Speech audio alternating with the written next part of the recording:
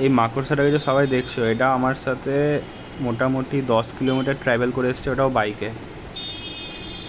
ব্যাপারটা এটা হয়েছে, যখন আমি রুম থেকে বেরাই অফিস আসার জন্য, তখন আমি দেখি মাকড়সাটা বাইকের ওপরে ছিল। তো আমি নিজের মতো বাইক স্টার্ট করে চলে আসি অফিস। দিয়ে তারপরে আমি অফিসে এসে মোটামুটি আমার রুম থেকে অফিস 10 কিলোমিটার, দিয়ে তারপরে রুমে এসে আমি মোটামুটি আধা ঘন্টা অফিসে এদিক ওদিক করি। দিয়ে যখন বাইরে আসি তখন দেখি এই মাকড়সাটা এখন আমার ব্যাগের মধ্যেই আছে।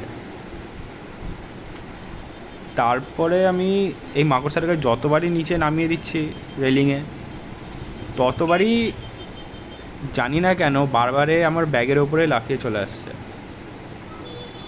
ব্যাগের মধ্যে কী যে পেয়েছে আমি বুঝে পাচ্ছি না।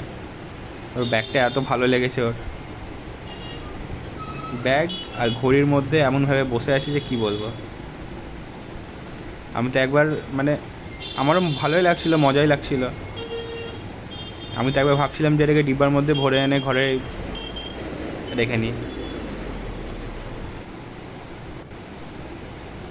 মানে আমি যতবারই এটাকে সরিয়ে রেলিংয়ের ওপর রাখছি ততবারই এ জাম্প করে করে আমার ব্যাগে আসছে। মিনিমাম 5 থেকে 6 বার তো এটাই করেছে। এরকম করে আমারও বেশ কিছুক্ষণ টাইম কেটেই যায় মজা মজাতে।